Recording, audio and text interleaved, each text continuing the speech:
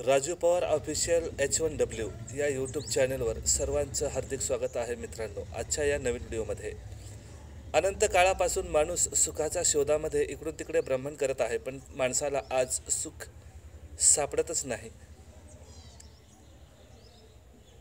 हे म्हणणं चुकीचंच आहे मित्रांनो. माणसाला सुख मिळतं, पण त्याकरिता काही पर्याय असतात, ते आपण कधी आयुष्यामध्ये अवलंब करत नाही. म्हणून आपण या सुखापासून अवलंबून राहतो. बरेचसे लोक म्हणतात, आमच्याकडे पैसा आहे, आम्हाला कसलं दुःख आहे, आम्ही तर सगळ्यात सुखी आहोत. मूर्ख आहे तो व्यक्ती. ज्याच्याकडे पैसा आहे ती व्यक्ती सुखी आहे असं होतं का? मग सुख कशामध्ये आहे? सुख कुठे शोधायचं आहे? सुख म्हणजे नेमकं काय आहे, याविषयीच आज आपण या व्हिडिओमधून जाणून घेणार आहोत. चॅनलवर नवीन आला असाल तर चॅनलला सबस्क्राईब करून बेल नोटिफिकेशन ऑलवर सेट करा. व्हिडिओ शेवटपर्यंत बघा, तेव्हाच तुम्ही लाईक करू शकाल, अन्यथा लाईक करूच शकत नाही.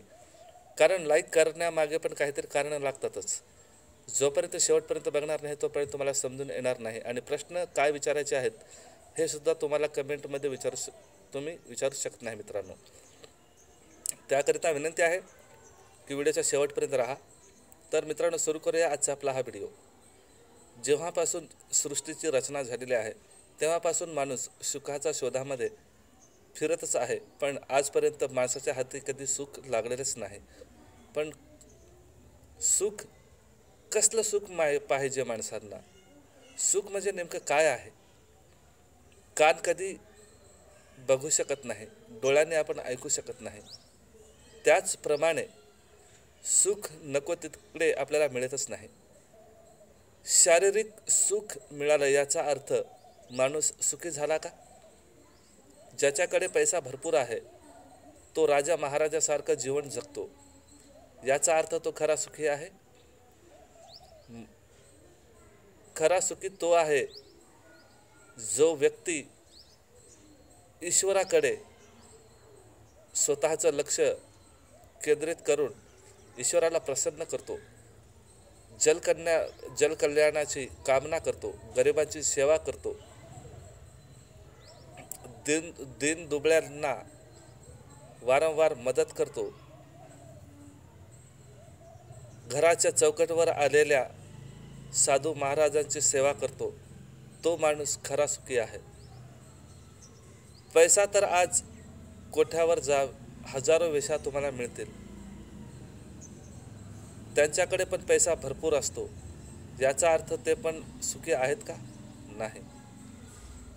सुख कशाला म्हणतात? जेव्हा आत्म्याला सुख मिळेल तेव्हाच आपल्याला सुख प्राप्त होऊ शकतं, अन्यथा होऊ शकत नाही. आता आत्म्याला सुख कुठून आणि कसं मिळतं? ईश्वर सेवा,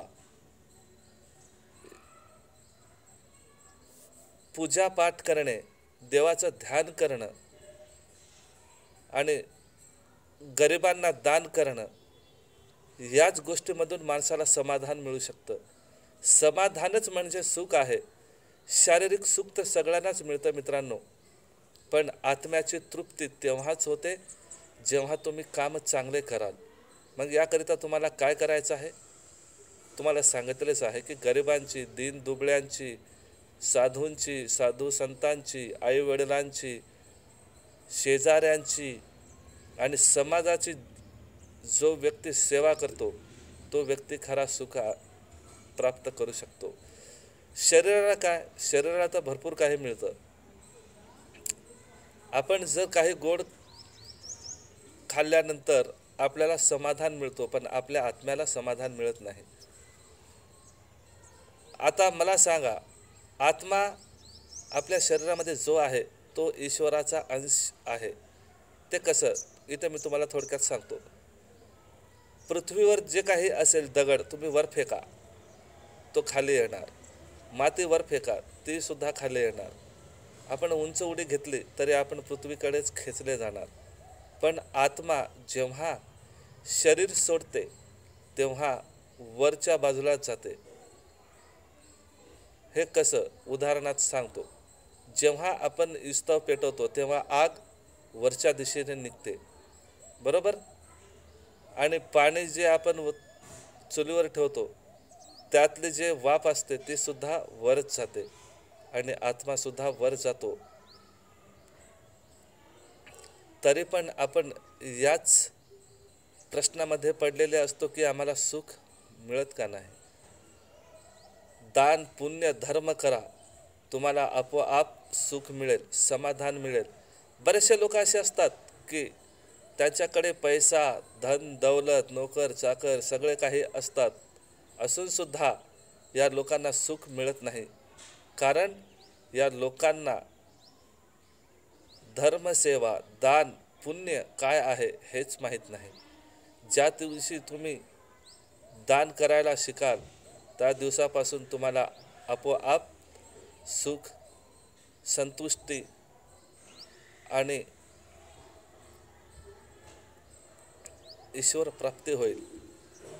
तर मित्रांनो, हा होता छोटासा व्हिडिओ.